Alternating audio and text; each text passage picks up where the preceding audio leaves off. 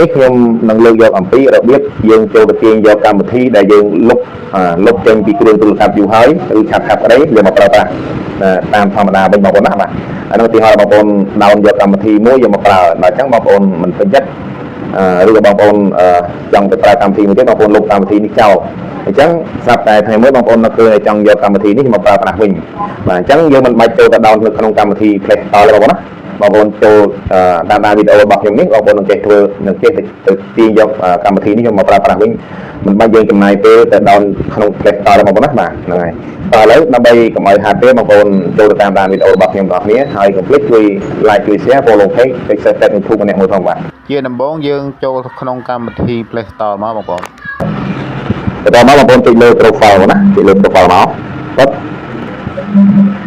បាទហើយយើងបងប្អូនត្រូវទៅលើបន្តិចណាបងប្អូនទៅលើបងប្អូនទីកន្លែងគ្រប់គ្រងកម្មវិធីគ្រប់គ្រងកម្មវិធីឧបករណ៍ណាចាំមកទីលើមកបាទបន្តមកបងប្អូនទីកន្លែងគ្រប់គ្រងមកណាបងប្អូនមើលតាមសុំខ្ញុំដាក់ឲ្យមើលបាទបន្តមកបងប្អូនកុំយកនេះណាអានេះនៅក្នុងគ្រឿងរបស់យើងប្រាប់អញ្ចឹងយើងចូលក្នុងឧបករណ៍នេះបាទបន្តមកបងប្អូនមើលខាងក្រោមណាបងប្អូនទីខាងក្រោមគេថា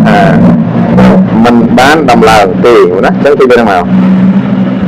បាទអញ្ចឹងខ្ញុំតម្រូវខ្ញុំចូលយកកម្មវិធីមួយកម្មវិធីនេះគឺកម្មវិធី Remini សម្រាប់យើងយកមកសិតឬថតយើងច្បាស់អញ្ចឹងខ្ញុំលុបវាចោលយូរហើយខ្ញុំធ្វើវីដេអូខ្ញុំចង់យកកម្មវិធីនេះជួយមកប្រើប្រាស់វិញជាឧទាហរណ៍បងប្អូនមើលបាទអញ្ចឹងយើងដើម្បីជួយយើងតិចលើរង្វង់4ជ្រុងរបស់ណាបាទពី4ពុតមកដល់មកបងប្អូនពេញមើលនេះព្រួយខាងលើណាគេដាក់ថាបានជារើសមួយណាគេកន្លែងព្រួយមកបាទតបមកណាអញ្ចឹងចាំទុកឲ្យវាវិលណាទៅវាវិលបាន 100% ហ្នឹងណាទៅវាវិលបាន 100% បងប្អូននឹងយកប្រើការទៅតាមធម្មតាវិញហ្នឹងណានេះទៅឲ្យវាផងវិលនេះកន្លែង%បងណាកន្លែង%អញ្ចឹងខ្ញុំកុំឲ្យ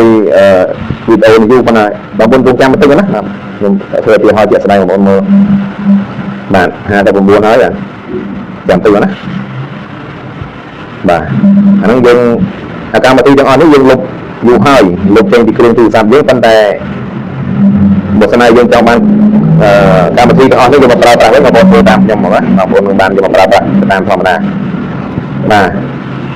អញ្ចឹងយើងថយមកហើយណាថយមកក្នុងគ្រឿងទូរស័ព្ទយើងអស់មក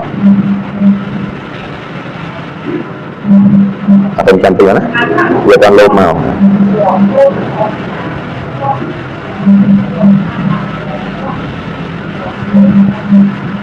នេះមកណានេះបានមកណាតាមទីរីនេះបានខ្ញុំទៅយកមកវិញយកមកប្រើប្រាស់វិញតាមធម្មតាអញ្ចឹងវីដេអូនេះមានប៉ុណ្ណឹងបងប្អូនបើណាបងប្អូនចាត់ទុកថាវីដេអូរបស់ខ្ញុំនេះមានប្រយោជន៍បងប្អូនជួយចុច Subscribe YouTube follow page like share អ្នកមួយផងសម្រាប់បងប្អូនទុកជាឯកសារក៏បងប្អូនคลิกបងប្អូនចូលទៅមើលវីដេអូរបស់បងប្អូន share ទាំងនេះម្ដងទៀតបាទសូមអរគុណសូមជម្រាបលា